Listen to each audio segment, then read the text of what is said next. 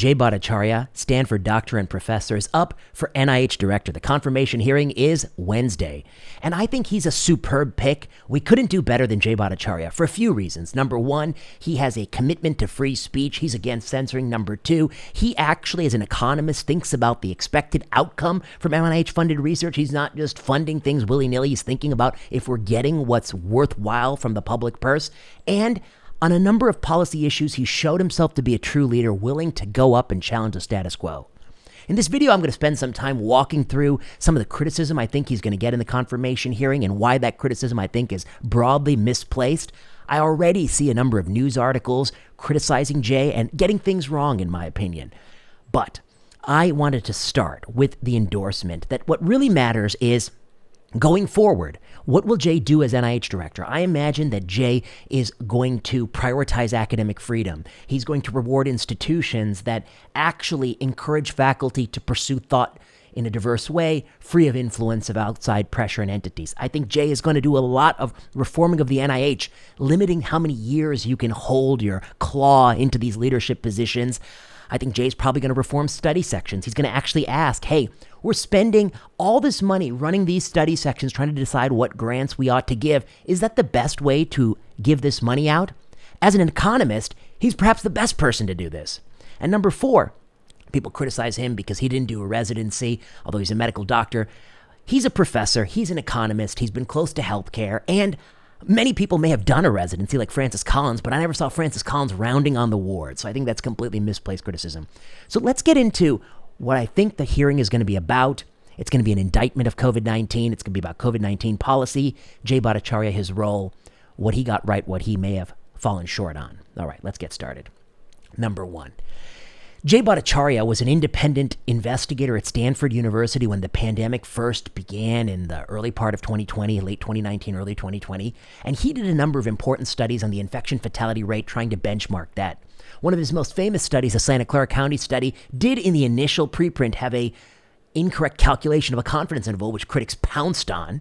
But fundamentally, it was trying to answer what is the IFR in Santa Clara County, admittedly a county that hadn't gotten a lot of COVID at that point, and by age. Could we learn what is the real IFR, and is it more comparable to flu than we thought? Now, people are going to criticize that study. They're going to say that he had an objective, which was to thwart lockdown. We can talk a little bit about that. But the first thing I want to say right off the bat is you're missing the point. The point is, why the fuck does Jay Bhattacharya have to even do the study? The CDC should have been doing this study all along. The CDC should have had a national sampling of 20 different sites and had a continual running IFR program to calculate the IFR over time.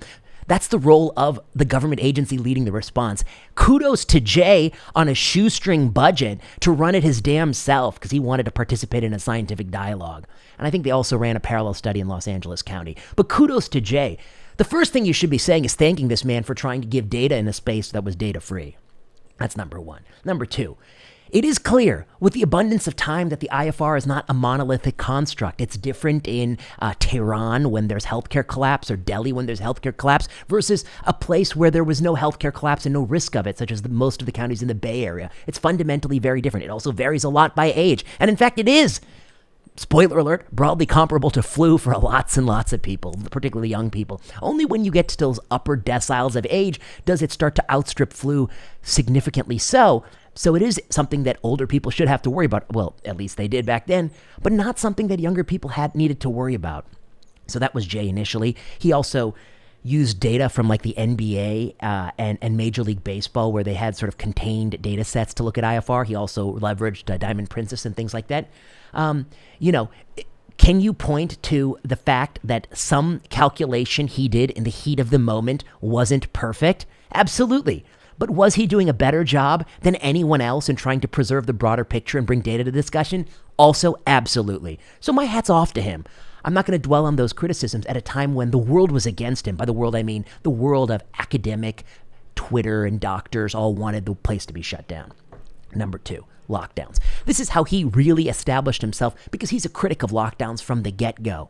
Now, some people say that he made a prediction of how many deaths by this date or that date. That's not the question for a policymaker. Of course, policymakers might make incorrect predictions, but the real issue is, do they make incorrect policy decisions? And lockdown, in fact, was a remarkable policy decision. We have never seen a decision like this in Western society ever.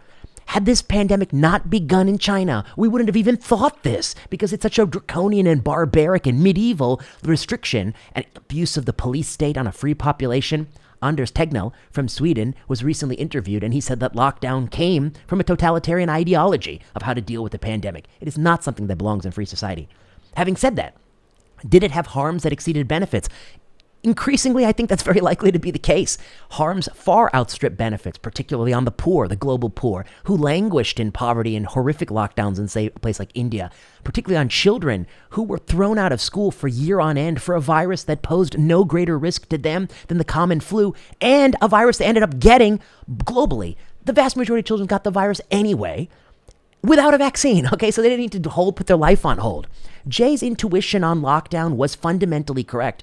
I think he approached it in part from sort of a libertarian freedom sort of perspective. He also approached it from a scientific perspective that, if there were to be a virus that we really did need to panic about, this wasn't going to be that. The age gradient was too steep. The IFR was just too low for most middle-aged people to do all this.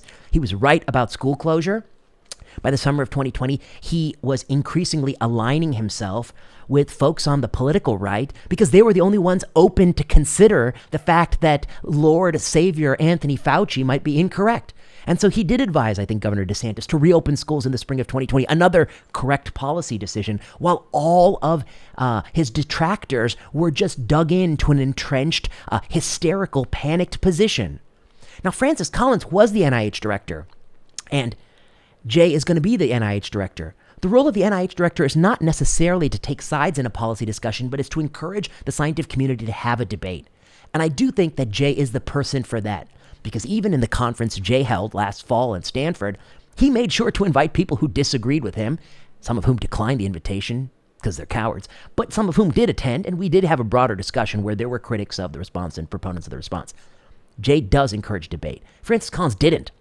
Go to the summer of 2020. This is Francis Collins' notorious email where he says, Jay Bhattacharya, Martin Kohlsdorf, Sunitra Gupta, professors at Stanford, Harvard, and Oxford, respectively, are quote-unquote fringe epidemiologists, and we need a quote-unquote swift and devastating takedown. Right, Tony? To Fauci. And they did that. They coordinated a media takedown to disrepute, discredit, tarnish Jay, make him portrayed as if he's some henchman for the Koch brothers, which he is not. He is simply a scientist whose political ideology probably leans towards freedom, whose scientific sensibility leans towards evidence and economic thinking, who just saw the pandemic wrong. He's just a regular scientist, but he has one thing that a lot of people didn't have, which was this guy has courage. He had the courage to say what he believed at the time when he was under unbearable pressure to shut his mouth. In fact, his chair told him to shut his mouth. We have on record from Jay that Rob Harrington told him to shut his mouth, told Iran Ben David to shut his mouth at Stanford for going against the lockdown hysteria. That takes real courage. Where does that courage come from? I can only speculate, but I believe that Jay is, in fact, a good Christian man. And I think that there are some people who are religious who do believe that that you have to stick to what you believe in, even if it means personal sacrifice. I think Jay's got that. I think that's a good character trait to have in people, that they're willing at some point to just say, even if the world is against me, I have to do what I think is right. And that's a character trait I don't see in a lot of these people who I'm critical of, who are in the public eye, who just seem to tout the latest Democratic position. Jay is willing to go against his tribe. He's willing to go against anybody if he believes it's the right thing. He's also somebody fundamentally concerned with evidence. You can criticize Santa Clara, but he actually ran a damn study. Where was the CDC, again, running that study? Okay, let's talk about his temperament. I think his temperament is really good. The reason he's gotten so far, and even his detractors are begrudgingly coming along, is that he's a very mild-mannered person. He's sweet. He doesn't swear like me. He doesn't. He's more toned down. That might serve him well in this position. You got to tone it down when you're in these kinds of positions. Schools in mask. Let's be clear. Put aside all the other issues. Jay was right about schools. Elementary schools should never have closed. Jay was right about keeping schools open for middle school kids and high school kids. Their mental health was devastated by school closure. We robbed them of their youth, and for nothing, for no purpose. There was clear evidence that the contribution of schools to spreading to grandma was negligible, zero in the German study in the summer of 2020, and over time is found to be extremely marginal. Schools should have been open the whole time as they were in Sweden, where things roughly turned out the same. Jay was right about that. Now, masking. I also think Jay was right about masking. He was critical of community masking, but he also I never saw him criticize an individual for making the choice of masking. I actually take a stronger position. I think that people shouldn't have even advised individuals, and a lot of individuals are doing a foolish thing. So I hold a harder line position than Jay on masking. Jay was quite sensible in masking. There should be no mask mandates, and making a child, particularly a 2-year-old, wear a mask is really fucking stupid. Jay said that. I mean, he didn't use those words, but he said that, and he was right. I see that Stat is running a story on Jay that quotes his critic, Jason Abeluk, who ran the Bangladesh randomized trial, which I've covered on this channel, for saying that Jay, he's misinterpreting my study. He's just trying to get to his conclusion. I'm sorry, Jason, your study wasn't a good randomized control trial. You had a concealment bias, and that's why there's a huge imbalance in the sample size in one arm versus the other. You have a fourth endpoint, the most bias-resistant endpoint, random seroprevalence, that you never reported. You say you don't have the funds to run the study. That's the most important endpoint. That should have been priority number 1. And this study in Bangladesh, frankly, doesn't tell us much about the U.S. and doesn't tell us much about different types of masks and doesn't really apply to children and has all these other problems. But to Jason's point, who I disagree with, and I disagree with him often, kudos to you, Jason, for running that randomized study, because just like Jay, you ran an imperfect study at a time when other people were not doing it. And the CDC should have been doing that study too. So kudos to Jason. But don't come at Jay and say that his interpretation is wrong, because I think it's within the fair scope of what people ought to interpret it. And my interpretation is that study doesn't quite get me there to masking. And let's put it clear. That's how it should be approached. You should approach the premise that we don't know if this intervention works, and you have to get me there. You have to convince me that it works, and then second, that it's worth it. You have to get me there. Now, Jay's Santa Clara County study was just trying to describe the nature of the virus. This is a study about causality, a study trying to tell me what I ought to do. Jay's good on masking. Let's talk about vaccines. Jay has almost the perfect position on vaccines, which is my position. Maybe I'm biased, but I think it's the right position, which is that, we did have, I think, enough data in 2020. We had randomized control trial data that supports this in severe disease in Moderna. We had enough data in 2020. I go fast for some of these more technical points that the average listener is not going to care about. We had pretty good data in 2020, by the winter of 2020, that the Pfizer vaccine was efficacious. In fact, Jay didn't sign that petition signed by a lot of left-wing doctors to delay the approval of the Pfizer vaccine, a decision that cost maybe tens of thousands of lives by pushing that vaccine back, a decision made just to subvert Trump. Jay didn't sign that. He was a proponent of the vaccination for older, elderly, unimmune people. Jay also understood that natural immunity was protective as vaccination against subsequent reinfection and subsequent severe disease and death. Not reinfection. Well, actually, they're equally protective for reinfection, which is 0%. Let me explain that. Both having had COVID and getting the vaccine provide you a 0% chance you won't get COVID again in the future, because you are going to get COVID again. It's just going to keep circulating. Reinfection is not the issue. The issue is, are you going to get it again and die, be super sick? And the answer is both of those things conferred benefit. In fact, natural infection is better, to be honest with you, in lowering the risk of severe disease and death. Jay knew that. Jay was against vaccine mandates when the Biden administrations tried to strong-arm people. He knew that from a freedom perspective in a country like America, you're going to get a huge backlash. And he, in fact, predicted the fiasco we're in, where vaccine skepticism is exploding. And it's not exploding in a focused and directed way. It's exploding in a broad way. It's not being channeled appropriately yet. And he saw that coming because the Biden administration made flub after flub after flub. Early therapy. Now, early therapy is something that people who watch my channel know that you never got me there. I've looked at your randomized control trial studies. There are a number of them that have deep methodologic flaws. You can criticize the dosing tried in some of the studies, but that's just like Jason Abeluk will say, well, you didn't have enough layers in your fucking mask. Anyone who has a negative study can go and complain that if people just wore 2 masks 3 times a day, or wore a mask really hard, or people just gave a lower dose of ivermectin or a higher dose of ivermectin, you can come up with all the excuses you want. But it's up to the proponents of any therapy to show me under what circumstances it actually works. Now, Jay, very cleverly, I think, when I listened to him talk, He never comes out and says that he thinks early therapy was a complete fool's errand. He says that the government should have done those studies earlier in a more definitive way. I think that's something that everyone would agree with, even myself. The government should have run more definitive studies early. But having said that, I think my position is, of course, looking at the totality of the evidence, it doesn't work. And there's something else we're missing. Just the thing that people don't want to fully understand, which is there's so many things in life you just have to live with, okay? COVID-19 is not that big a deal for most working class people. If we lived in a world without widespread media panic, society would have just unfurled naturally and there would have been a spike in deaths among the extreme elderly. Thankfully, we live in a world where we have medicinal advances, so we could have blunted that spike in deaths among the very elderly with focused protection, as Jay came forward with the Great Barrington Declaration, and by vaccinating those people. But you largely have to live with it. You have to live with the fact you're going to get reinfected with a cold. Masks are not going to work. You can't wear them all the time. And taking a handful of pills is very unlikely to change the course of colds and flus, because we've tried all different sorts of pills for colds and flus for all these years, and they don't make much of a difference. They mostly don't work. They fail. People think, what's that great quote? The thing that separates man from all other animals is a desire to take medicine.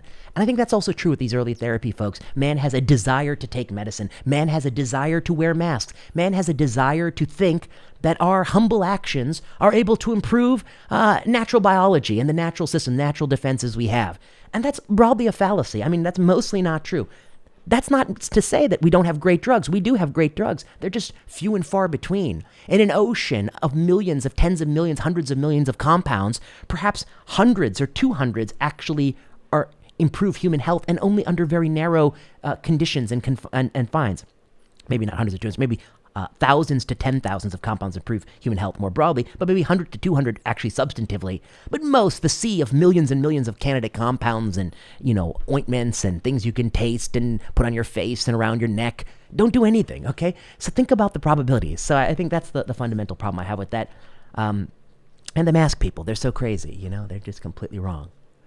Great Barrington Declaration. Jay's biggest thing, his biggest signature claim is doing the Great Barrington Declaration. Now, in retrospect, I would have advised them to do some things different around the sort of the media coverage of that to make it feel more grassroots and less pomp and circumstance. That's my intuition around how they should have broadcast that. But around the core tenet, a very short letter that says, listen, what we're doing is crazy. Let's focus on the elderly. Let's let most people try to get back to life in a world where they didn't know vaccines were imminent. I think that's quite reasonable. And it wasn't meant to be a final resting point. I mean, it's just a short little blurb. I think the marketing would have been better if it was accompanied by a 100-page document with lots of specific recommendations and calls for specific studies. But it was just a blurb to get a conversation going, and that's what Francis Collins responded to with the swift, devastating takedown. Francis Collins could have had a debate, a discussion, a dialogue. He chose not to. I think Jay has learned that lesson. Now, I think Jay, putting all this in the past, people are going to talk about all this past stuff, and they're going to try to relitigate it. And I think the Democrats have made a mistake because they just want to say that everything Fauci said was right and the virus did in fact come from a marmoset or a pangolin or whatever the hell they think. They just don't want to admit that anything there was wrong. I think tactically that's completely wrong. If I was a Democratic strategist, which I'm not, I would advise you that the best thing you can do is to be upfront and say, listen, we fucked up on masking your toddler and closing schools and locking you out of your house and firing you from work if you already had COVID and didn't get a vaccine. We really made a mistake. We apologize. Having said that, we think the other side is going too far here, XYZ. That would be my strategy to advise them, but they have completely bungled it. They've just doubled down on their flawed positions, and as a result, they are going to, pay a price, I think, politically. They're going to pay a price for a long time to come because I think people are moving away from them. Jay, much closer to what I think the average American believes, much closer to, I think, what the scientific truth was and the policy truth was. I think he's in a strong position. He's learned these lessons. Coming in as NIH director, I think he's going to really try to reform the NIH, which is a complete cesspool of corruption and mismanaged funds. People say that $47 billion, but look, all of these cures come from it. That's like me saying, give me 100 acres of land and I produce you 100 tomatoes. Look at all those tomatoes I've made. You might say, what the hell did you do with 100 acres of land? You could have made 100 tons of tomatoes. I like that analogy because that's the NIH.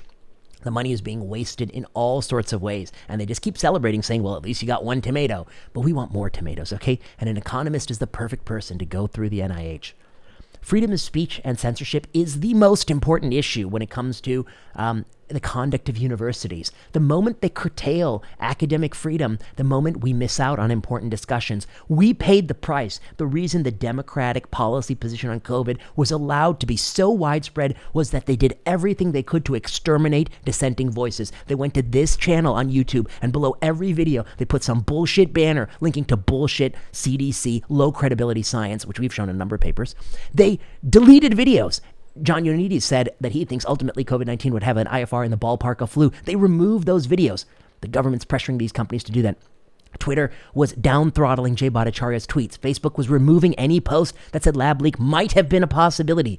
The government pressured these platforms to tip the discussion towards the Democratic policy position. It was the greatest abuse I've ever witnessed. It led to real kids in poor places getting kept out of school or forced to mask long after that made any sense, but it never made sense at all, but long after it certainly made any sense to anyone.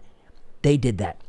That's the number one crime, in my opinion. Universities abandoning academic freedom, not having these debates. And Jay, so good on that issue. Number two, reforming the NIH, the garbage, wasteful NIH. Jay, economist, going to be good on that issue. Number three, what specific science should be funded? What blue sky science do we need? What clinical targets and translational stuff we need? Jay probably will draw upon the best advisors for that because I think he's not a lab guy. That's okay. I'm not a lab guy either. But he's somebody who I think respects laboratory science and is certainly not anti-science in any way, shape, or form. In fact, he's much more pro-science. And when you litigate what he did the last few years, I think my read of it is it comes up favorable. He's perhaps closest to the most correct person on these policy issues. As a result of that, I think it's fitting that he is getting this as a reward for a track record of being right and fearless, and I think he's going to do good things with it. And I am livid with the media coverage of him, which demonizes him. Let me read you another headline. Trump's NIH pick made a big mistake on COVID. He still won't admit he misread the danger. Shut the fuck up. You're so stupid. That's not the issue. It's not about reading or misreading the danger. It's about the specific policies being recommended. Keeping your children out of school for 2 years. You read the danger, in your opinion, but you didn't do any good. You just further hurt the children and they're no better off, and the virus spread anyway and killed all the older people because you didn't do shit about the nursing homes, okay? It's not about reading or not reading the danger. It's about the specific policy programs being advanced. He wanted focused protection. To me, what that would mean is that you have elderly people in nursing homes sequestered, and all the staff would work 1 week on, 1 week off, and they'd actually have to live on site, test into that worker environment and test out so that you really cut that off from COVID while the vaccine's being developed. But younger people in their 20s, they can go back to college, they can go back to normal life. Broadly speaking, we don't need to deprive them of these opportunities. That was Jay's fundamental philosophical proposal, and that didn't misread anything, that correctly read things, okay? They're misreading the history. They just won't admit that they were wrong. This policy, and this is Mother Jones, of course, a left-leaning rag. I mean, I don't know why I even quote it. They're one of the few that writes it. Here's stat, wrong, misleading, and reasonable, how Jay became, for some, the least bad option to run NIH. He's not the least bad option. He's the best option. He was the man who got a lot of things right. He has good ideas for what can be done. He has a calm and fair temperament. But he's also somebody who is courageous and willing to push back against everybody when they were all wrong. But by everybody, I don't mean everybody. I just mean sort of the tempo of the media. There has never been actually a study of what actual scientists think writ large. That was never conducted. Another CDC failure. The New York Times like to say, the 700 craziest epidemiologists we know say, wash your envelopes before opening them. But nobody wants to survey a random sample of 7,000 epidemiologists, randomly sampled. That would have been actually useful, part of science. Now, I think the NIH is a disaster, and I honestly think running it is not going to be easy. I mean, he's the best man for the job, but it's not an easy job. Turning the NIH is like turning a battleship where half of your crew is malicious compliance. Half of your crew is trying to mutiny. Jay Bhattacharya is going to get on this boat of half of whom is just completely off their rocker, probably still wearing an N95, in the bathroom alone or outside, standing outside the NIH courtyard. They disagree with everything Trump does. They don't even like the idea of Trump's photo on the wall. They're going to try to sabotage Jay. The NIH's contracts are all staggered out into the future for 5 years and 10 years, so anything he does will take years to kind of take effect. He's the best man for the job, but it's not an easy job. All the crooked people underneath him, some of whom have resigned recently, but not all of whom. I wish him the best of luck. And nothing is more poetic to me. And ultimately, I come down to the poetry of, Tony, these fringe epidemiologists have written this proposal. We need a swift and devastating takedown of them. And just 5 years later, those fringe epidemiologists actually have your job. And the swift and devastating takedown that we need is of your track record, Francis and Anthony. That's what we actually need. So, poetic justice. And on that alone, I will be quite happy. And of course, I think he'll sail through confirmation. You can write all the hit pieces you want about him, but Kennedy made it through. More controversial people made it through. Jay is going to sail through, and he will have the NIH. And my only advice to him is to keep up the fearlessness, and even when half your crew is revolting, you still need to turn that battleship because it's headed for an iceberg, and if you don't turn that ship, it's going to crash. It's been going on too long. So Jay, best wishes. I hope you reform the hell out of the NIH. And indirects have to go down. Okay. If you like this video, you know what to do. Like, subscribe, comment, leave a message below. Send the video to a friend. The more traffic we get on YouTube, the better. Subscribe to www.drvinayprasad.com, my Substack. Follow me on X, LinkedIn, Instagram. Somebody told me I have to do it, TikTok, but I haven't done it yet. But there is a page that I'm going to start posting videos to on TikTok, so you can go there too. All right, until next time.